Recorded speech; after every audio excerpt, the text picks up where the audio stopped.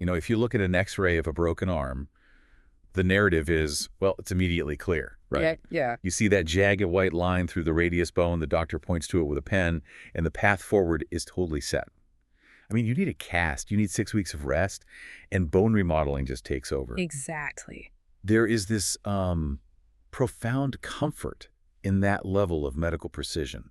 It's visible, it's categorized, and it behaves according to strict physical laws. Yeah, the physical body really often gives us that luxury, right? Like these binary states. It's either broken or it's not.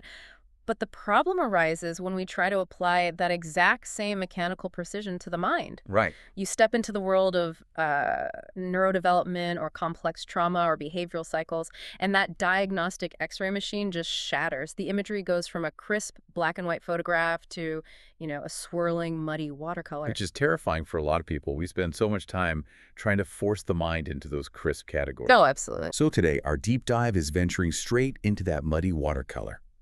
Okay, let's unpack this because we're working through an incredible stack of sources today. It's this fascinating collection of Japanese texts and articles that basically take 1,200-year-old esoteric Buddhist philosophy and crash it head-on into modern clinical psychology. It's a pretty wild collision, honestly. It really is. I mean, we are examining the teachings of absolute historical giants of Japanese Buddhism, figures like Kukai, Shinran, and Honen, alongside these ancient sutras. But I want to be clear for you listening. The mission here is not to catalog historical dates. Right, we're not doing a history lecture today. Exactly. The mission is to look at how these ancient frameworks provide a massive shortcut to understanding our most intimate modern dramas.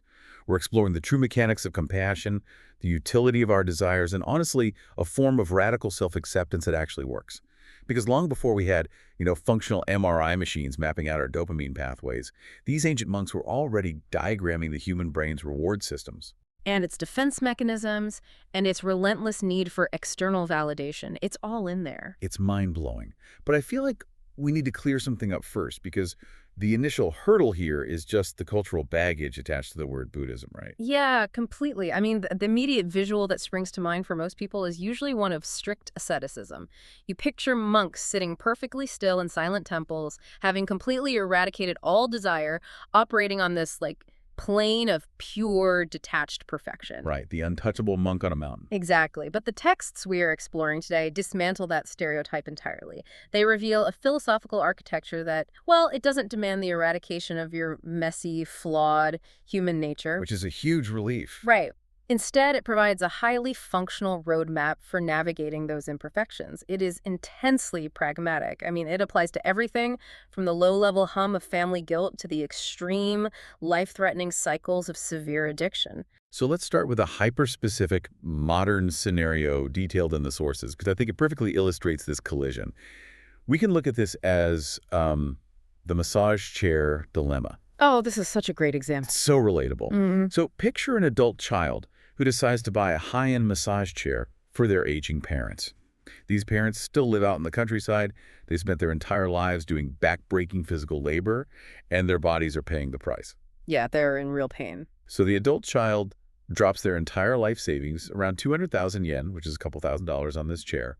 Their bank account literally drops to absolute zero. Now, to survive in their small city apartment, this person is living incredibly frugally.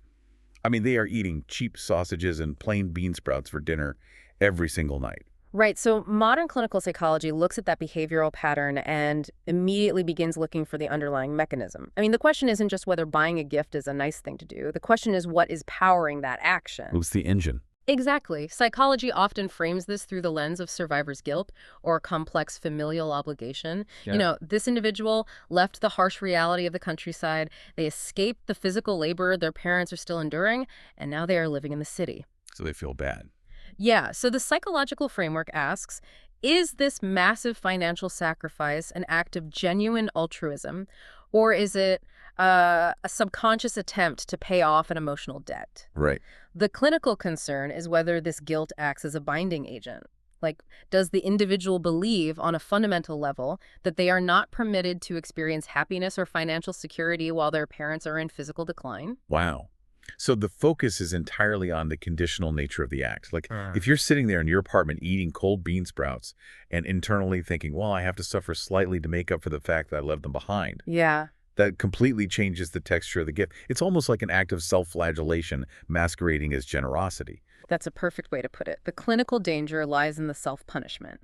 If the action is driven by a need to, buy peace of mind or to alleviate the guilt of existing comfortably, it often leads to deep-seated resentment. It's just an unsustainable emotional dynamic. Okay, so the sources then take this exact same scenario, the empty bank account, the bean sprouts, the massage chair, and run it through the Buddhist framework. And this introduces a concept known as Sanrin Shoujo, which translates to threefold purity. Yes. For an act of giving to be considered structurally pure in this philosophy, 3 specific nodes in the transaction basically had to be entirely free of attachment: the giver, the receiver, and the gift itself. Right. And to really understand the mechanics of Sanrin Shoujo, we have to look at how it operates in the mind of our massage chair buyer. So first, you have detachment of the giver. This requires the buyer to look at their zeroed-out bank account and experience no internal friction whatsoever. Not at all. None.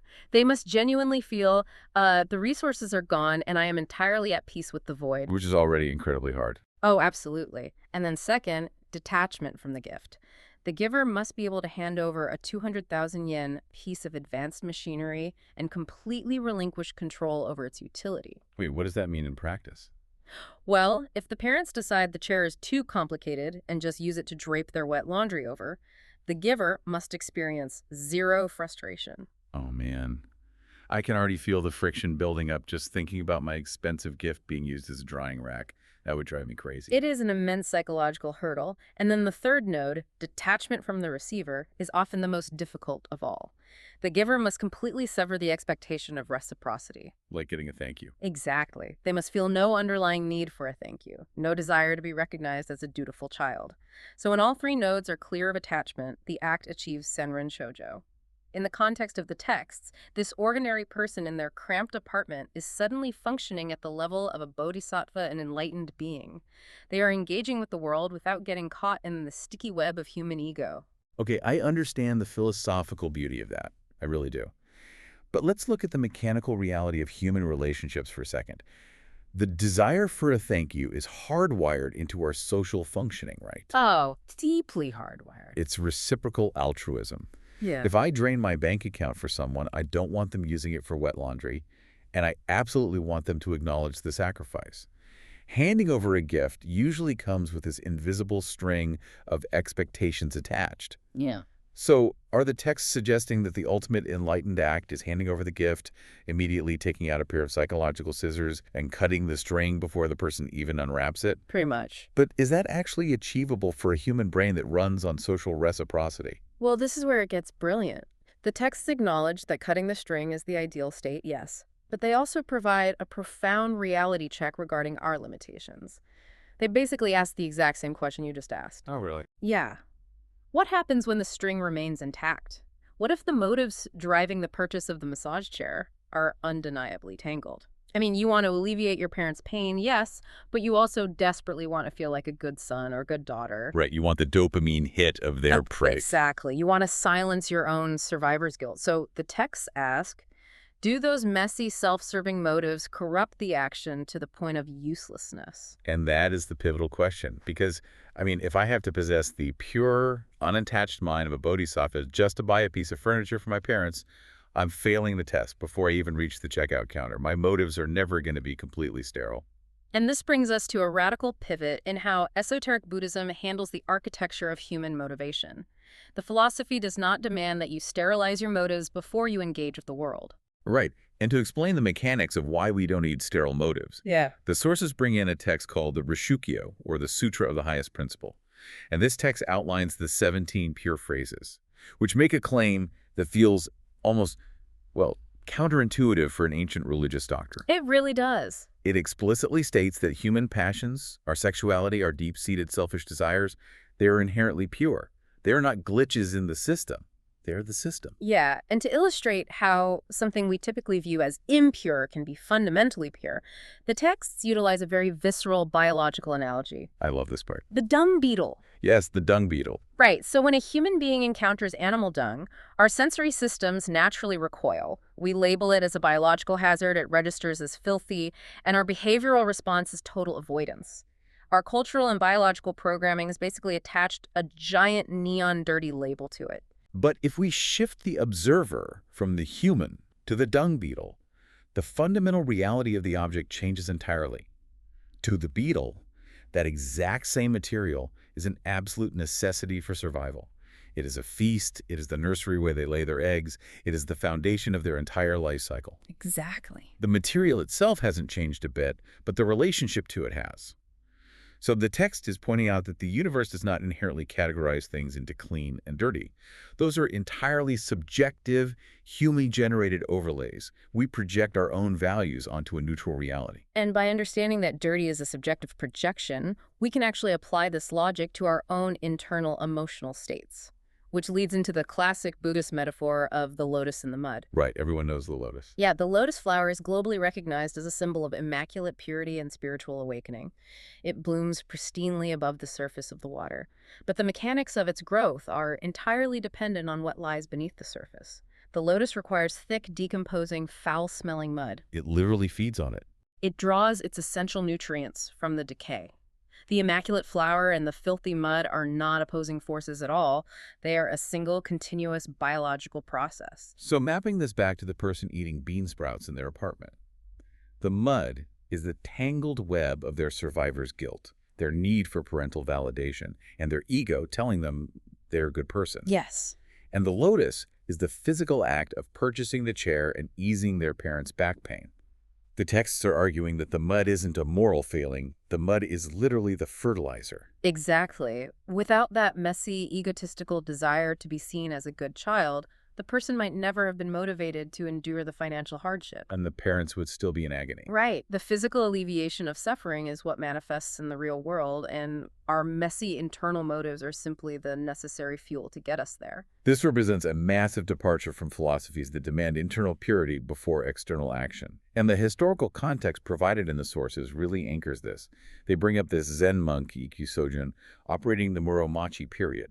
Oh, Ikkyu is fascinating. He really is. During a time when mainstream monastic life was heavily focused on strict asceticism and the denial of sensory pleasure, Ikkyu became this radical outlier. He publicly declared, women are wonderful, sexuality is wonderful. He deliberately dismantled the hypocrisy of his era. He was fearless about it. Totally fearless. He pointed out the cognitive dissonance of a society that would throw these lavish celebrations for the birth of a child, yet simultaneously treat the sexual act that created the life as something inherently shameful and dirty. Because he saw that you can't venerate the lotus while simultaneously trying to outlaw the mud. He understood that our passions, our physical urges, our drive for connection and validation, those are the raw engines of human existence. But that immediately raises a massive practical problem, doesn't it? How so? Well, it's easy to sit here and say, the mud is just fuel. But in the real world, desire and passion can absolutely destroy lives. People drown in their mud every single day. So if we accept that our flaws and desires are inherent, how do we actually navigate them without just being completely consumed by them? That is the core dilemma. And to answer the how, the sources present a fascinating historical and philosophical case study. They examine two of the most significant intellects in Japanese Buddhist history, Kukai and Shinran. Yes, let's get into this. These two men lived roughly 400 years apart, and they tackled the exact problem of the flawed human condition using two completely opposing mechanisms. So let's unpack Kukai first. Because the sources paint a picture of a man who defies standard categorization. Yeah. He lived in the late 8th and early 9th century. He's the founder of Shingon Buddhism. But describing him just as a monk is vastly underselling his capabilities. Vastly. The texts frame him as this profound polymath, operating on a level of genius that basically altered the trajectory of Japanese civilization. The breadth of Kukai's impact is staggering. I mean, as a young monk, he traveled to Tang Dynasty China to study esoteric Buddhism, and the curriculum he engaged with was massive. It was structurally designed to require 20 years of intense study to master the texts, the rituals, and the underlying philosophies. 20 years. 20 years. And Kukai consumed and mastered the entire curriculum in just 2 years. Just 2 years. The cognitive processing power required for that is hard to even fathom. And he didn't just import religious texts back to Japan, did he? No, not at all. He essentially imported an entire cultural and technological upgrade. He brought back the manufacturing techniques for Sanuki udon noodles. He studied Sanskrit, and the linguistic mechanics of that language heavily influenced his development of the kana system, fundamentally shaping the Japanese written alphabet. Which is incredible on its own. Right. Furthermore, he established the Shugei Shuchi-in, which was the first private educational institution in Japan that was open to commoners completely regardless of their social rank. But what's most relevant to our discussion, I think, is his background in engineering. Wait, engineering? Yes. Kukai studied advanced civil engineering in China, specifically arch dam construction techniques. When he returned to Japan, he directed the massive reconstruction of Mano Lake, which was this vital irrigation reservoir in the Kagawa prefecture that had repeatedly collapsed. Oh, wow. He implemented an arch design to distribute the water pressure, which was a concept far ahead of its time in Japan. And the mechanical brilliance of this is that the Mano Lake Dam is still functioning today, over 1,200 years later. That is crazy. Yeah. But how does an advanced civil engineering background inform a religious philosophy? Because the text suggests his worldview was heavily shaped by this ability to construct systems that controlled massive natural forces. Yeah, Kukai's engineering mindset is directly visible in his core doctrine, which is known as Sukushin Jobutsu. This translates to the concept of achieving ultimate enlightenment in this very body during this very lifetime. Okay, so right here, right now. Right. In Kukai's framework, enlightenment wasn't some distant goal to be achieved after multiple reincarnations. He viewed the universe and the human being as a system of energies. So just as he could construct a physical dam to channel and control the chaotic force of millions of gallons of water, he believed a human could use specific, highly structured esoteric practices, mantras, mudras, mandalas, to channel their internal chaotic energies. Ah, I see. He viewed the human mind and body as the ultimate piece of technology. Like if you follow the user manual, if you apply the correct structural practices, you can literally align your internal frequency with the frequency of the universe. Exactly. It's a philosophy of supreme empowerment. Kukai is looking at humanity and saying, you possess unlimited potential. Your current state is just an engineering problem. Just an engineering problem. Right. Apply the right effort, build the right internal structures, and you can achieve perfection right now. It is the ultimate expression of human capability. But it relies completely on the belief that human willpower and intense, disciplined effort can overcome the limitations of our baseline nature. Yes, which provides a staggering contrast to the second figure the sources introduce, Shinran. Okay, so fast forward about 400 years to the Kamakura period. Shinran takes Kukai's premise of intense effort and pushes it to its absolute biological and psychological breaking point, doesn't he? He really does. Shinran spent 20 years on Mount High engaging in ascetic practices that are honestly difficult to even read about. The texts specifically reference the Shinichi Kaihogyo, which is a physical and spiritual ordeal that tests the absolute limits of human endurance. The mechanics of the Shinichi Kaihogyo are brutal. I mean, monks commit to walking treacherous, steep mountain trails for 1,000 days, spread out over a 7-year period. And what's the daily distance on that? The daily distances range from 30 to 84 kilometers. 84 kilometers. That's roughly 2 marathons a day. On mountain terrain. The physiological toll of that is catastrophic to the joints and the cardiovascular system, but the psychological pressure is even more severe. The monks carry a rope and a short sword with them at all times. Okay, why? Well, the explicit rule of the practice is that if a monk becomes too exhausted, sick, or injured to complete the daily route, they are required to use the rope or sword to end their own life on the mountain. That is just intense. It's a literal do-or-die commitment to spiritual discipline. But that intense walking isn't even the apex of the practice, is it? No, it's not. The climax is a ritual called the Dwari. And for 9 consecutive days, the monk sits in the temple and recites mantras. During these 9 days, they are forbidden from eating a single grain of food, drinking a single drop of water, or sleeping for even a moment. And from a medical perspective, 9 days without water or sleep pushes the human organism right to the precipice of systemic organ failure. Oh, undeniably. The blood thickens, kidney function degrades, and the brain, completely deprived of sleep, begins to heavily hallucinate.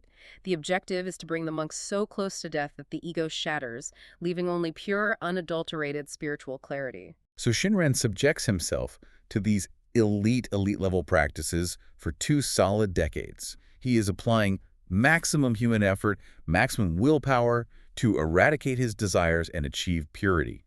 And what is the result of those 20 years of agony? He realizes it didn't work. It didn't work at all. He looks internally and realizes his anger, his lust, his greed, his petty grievances, they haven't vanished at all. Despite the fasting, the walking, the looming threat of the sword, he is still just a chaotic, desire-driven human being. He hits a wall that willpower simply cannot break through. That realization must have completely dismantled his worldview. It did. He publicly stripped himself of his elite monastic status. He actually gave himself the title Gutoku, which translates to the foolish, stubble-haired monk. Yeah. He realized that the very act of trying to force his way to enlightenment through extreme effort was actually a manifestation of deep spiritual arrogance. It was his ego saying, I am strong enough to conquer human nature. And this realization forms the foundation of Shinran's revolutionary doctrine, Akunin Shoki. The texts provide the defining quote for this doctrine, and on its face, it sounds completely backward. It goes, even the good person attains birth in the Pure Land, how much more so the evil person? Right. Why would an evil person have a structural advantage over a good person in achieving spiritual peace? It sounds like a typo. I know, it really does. But to understand the mechanics of this, we have to recalibrate our definition of the words good and evil. Shinran isn't talking about morality in terms of violent crime here. Okay. In his framework, the good person is the individual who is still trapped in the delusion of their own capabilities. They are the person who believes they can achieve perfection through good deeds, meditation, or sheer willpower. Their spiritual practice is fundamentally rooted in self-reliance and ego. Oh, I see. The evil person, conversely, is the ordinary, deeply flawed human being who has hit rock bottom. They've looked at their own internal landscape, seen the unyielding nature of their desires, and accepted that they are completely powerless to fix themselves. This creates such an incredible philosophical dichotomy between our two figures. So, if we look at spiritual progression like trying to reach the top of a massive skyscraper, Kukai is the superhero engineer. He drafts the blueprints, builds a high-tech gleaming ladder, and tells humanity, the structure is sound. If you apply the discipline to climb rung by rung, you will reach the top. Right. But Shinran is the guy who spends 20 years trying to climb, realizes he lacks the upper body strength to even get past the first few rungs without plummeting back to earth, and so he completely gives up. He sits down in the mud on the ground floor, admits total defeat, and simply waits for a divine elevator to open its doors. That analogy perfectly highlights the difference between jiriki, which translates to self-power, and tariki, which translates to other power. Kukai's path is the ultimate expression of jiriki. Shinran's path is the ultimate surrender to tariki. So Shinran is basically saying we're broken. Yeah, he argued that because our human nature is fundamentally flawed, any attempt to save ourselves using our own flawed tools is mathematically impossible. You cannot use a broken ruler to draw a straight line. That makes a lot of sense. Therefore, the only logical step is total surrender to a power outside the self, which, in his context, is the infinite compassion of Amida Buddha. So the concept of tariki, of surrendering to other power, it sounds beautiful in a philosophical vacuum. But to a modern ear, just give up and wait for the elevator, can sound passive, almost defeatist, right? It definitely can. However, the sources take this 800-year-old concept of radical surrender and apply it to one of the most intense, agonizing modern battles of willpower imaginable. They ask, what happens when we apply Shinran's doctrine of other power to the mechanics of severe addiction? Because addiction is the ultimate stress test for the concepts of self-power versus other power. The texts bring in the real-world application of severe alcohol use disorder. And we have to be clear about the severity here. We are not discussing someone who, just enjoys a glass of wine with dinner. We are discussing an individual who consumes alcohol with the explicit goal of losing consciousness. They are using the substance to forcefully silence a hypercritical, agonizing internal monologue, which clinical psychology frequently traces back to severe underlying trauma, chronic anxiety, or unmanaged neurodevelopmental conditions like ADHD. And modern neuroscience has a very precise explanation for what is happening mechanically in the brain of someone in that state. It is often described as brain hijacking. Yes, brain hijack. Chronic trauma or severe stress essentially bathes the brain in cortisol, which damages the prefrontal cortex, the area responsible for logic and impulse control. Simultaneously, the brain's dopamine reward pathways undergo radical neuroplastic changes. The brain fundamentally recalibrates its hierarchy of needs. It literally shifts priorities. Right. It stops viewing alcohol as an external luxury and begins processing it as a biological necessity, placing it on the exact same survival tier as oxygen and water. The addict's willpower isn't just weak, it has been structurally bypassed by the brain's survival mechanisms. And Buddhism diagnosed this exact mechanism centuries before neuroscience ever mapped the dopamine receptors. The ancient texts describe this state as katsuai, which translates to a profound, unquenchable thirst or The craving. metaphor they use for this is just devastatingly precise. Oh, it's brutal. It is like a person dying of thirst deciding to drink seawater. Right. The seawater provides a momentary sensation of wetness in the mouth, a microsecond of relief, but the heavy salt content immediately accelerates cellular dehydration. The act of drinking the water is the exact mechanism that ensures the thirst will return with exponentially greater ferocity. So this biological and psychological reality creates what the sources define as the trap of jireki, or self-power. We can walk through the mechanical loop an addict experiences. They wake up after a blackout, they're physically sick and drowning in a surge of shame and remorse. Their ego, their self-power kicks in. They make a fierce internal vow, I will never touch a drop again, I am taking back control today, I will fix this. They are trying to build Kukai's ladder. Exactly. But because their dopamine pathways have been hijacked, because their brain views the substance as oxygen, their self-power inevitably collapses by the evening. They drink again. And this is where the cycle becomes a completely closed loop of dysfunction. The failure of their self-power generates an immense secondary wave of guilt and self-hatred. They think, I am weak, I am a failure, I am worthless. Yeah. The psychological pain of that self-hatred becomes so acute that they must consume even more alcohol just to numb the shame of the previous night's failure. Their attempts to fix themselves with willpower actually generate the emotional trauma that fuels the next binge. It's a terrifying loop. So how does Shinran's philosophy of Tariki of other power mechanically break a cycle that is practically hardwired into the brain's survival network? Shinran's approach demands that the addict completely abandon the project of fixing themselves through willpower. It requires them to surrender the belief that they possess the internal tools to conquer the addiction. So they literally have to give up the fight. Precisely. The instruction is to stop waking up and aggressively declaring war on an urge that structurally overpowers them. Instead of fighting, they practice radical surrender. They acknowledge their absolute powerlessness. They adopt the mindset of Shinran's evil person and say, I am a foolish, broken system that cannot control this thirst. I am entirely incapable of saving myself. But the universe, the compassion of the Buddha, envelops and accepts me exactly as I am in this exact second, even with the glass in my hand. The sources offer a striking visual metaphor for this state of radical acceptance, which I think helps visualize it. The muddy Buddha statue. So imagine a beautifully carved, solid gold statue of the Buddha that has been dropped into a deep pit of thick, rotting, foul-smelling mud. The mud represents the trauma, the neuroplastic damage, the broken promises, and the addiction. It covers the statue entirely. Completely submerged. But the crucial realization is that no matter how foul or thick the mud is, it cannot degrade the elemental purity of the gold by a single carat. The gold remains entirely untouched beneath the surface. And the tragedy of the addict relying on self-power is that they spend all their energy screaming at the mud, fighting the mud, and hating themselves for being covered in it, entirely forgetting that their core nature is indestructible gold.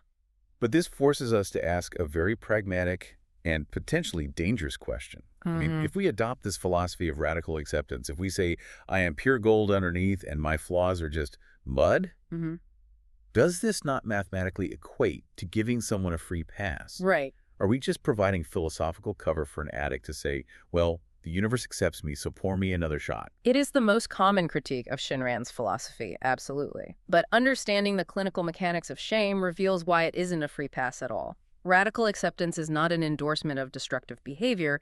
It is a tactical maneuver to disable the secondary cycle of self-punishment. Okay, how so? The texts are addressing the reality of a hijacked brain.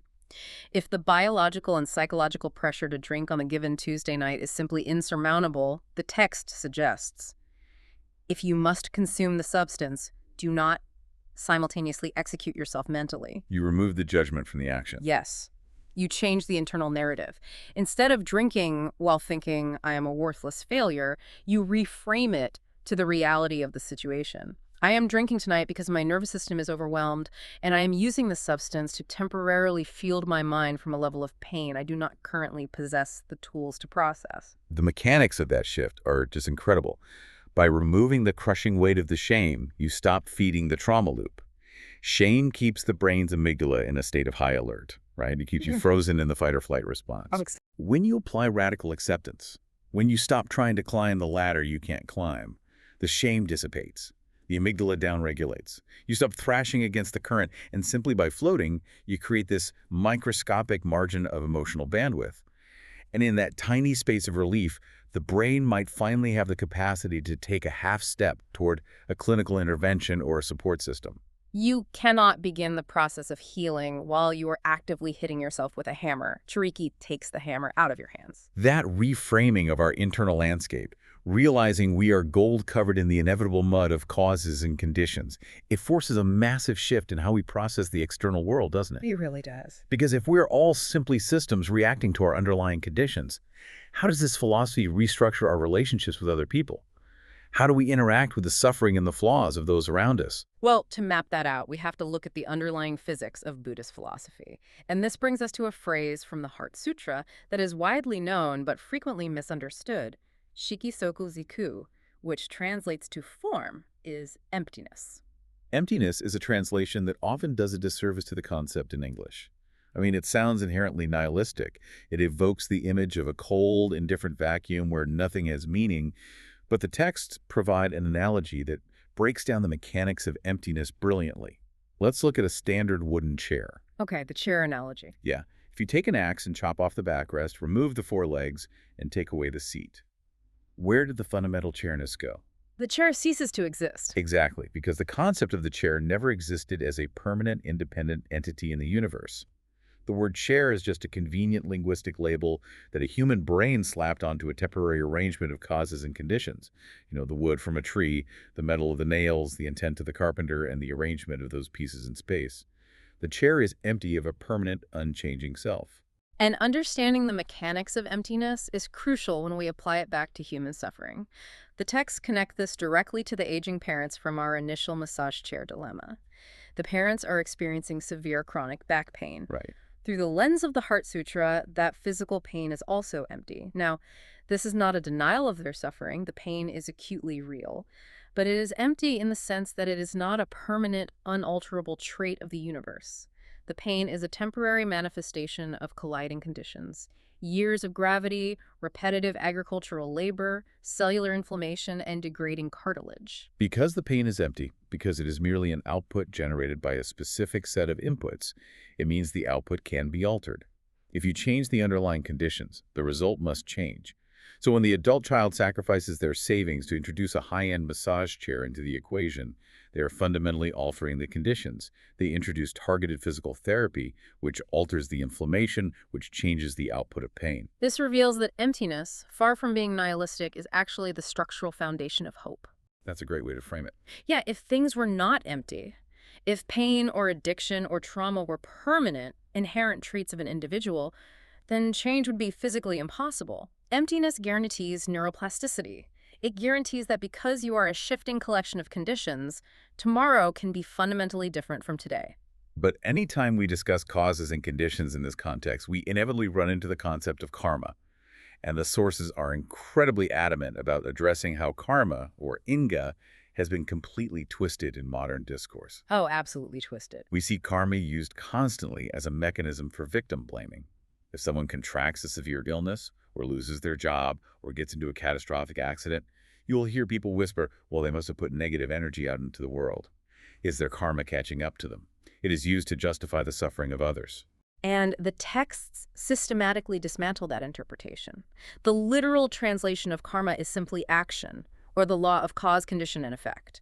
It is the neutral physics of cause and effect operating in the background. But the philosophical instruction is explicit. The concept of karma is designed exclusively to function as a mirror, never as a sword. A mirror for self-reflection, not a weapon for external judgment. Exactly. Karma exists so you can examine the trajectory of your own life and understand how your previous actions have shaped your current conditions. If you look at another human being experiencing tragedy and you refuse to extend compassion because you deduce it as their karma, the texts argue you have committed an act of supreme spiritual arrogance. Wow! You are weaponizing a metaphysical concept to provide intellectual cover for your own lack of empathy. True understanding of karma, realizing that everyone is at the mercy of countless complex intersecting conditions, should mechanically generate deep compassion, not judgment. And realizing how fragile and dependent we are on those intersecting conditions leads directly to the concept of Xian, or the four debts of gratitude. Yes. We tend to operate under the illusion of the self-made individual. We think our successes are entirely the result of our own isolated jiriki, our self-power. But the texts break down the reality of our existence into four massive debts we owe to the conditions that sustain us. First, we are indebted to our parents or guardians for our biological existence. Second, we are indebted to society, the millions of invisible people who cultivate the food we eat, maintain the power grid, and pave the roads we drive on. Right, the invisible web. Third, we owe a debt to the nation or the geographic environment that provides stability.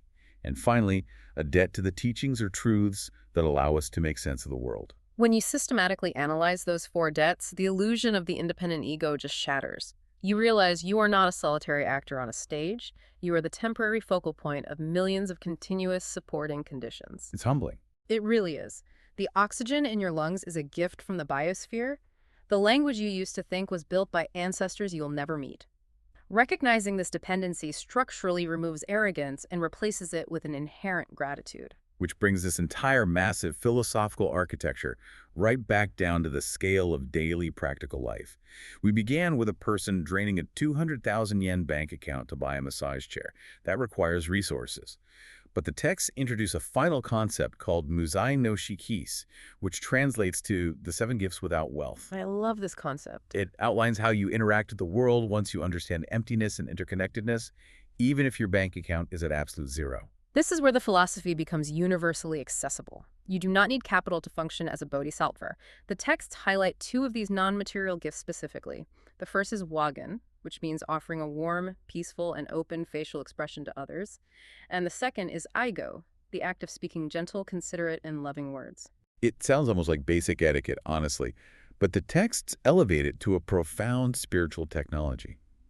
They state that offering a genuine smile and a kind word to someone who is suffering carries the exact same mathematical weight in the universe as a monk reciting the most complex esoteric sutras on a mountaintop. Yes. So buying the 200,000 yen massage chair is a noble manipulation of conditions. But if you drop that chair off at your parents' house in bitter silence, resentful of the cost, the act is incomplete.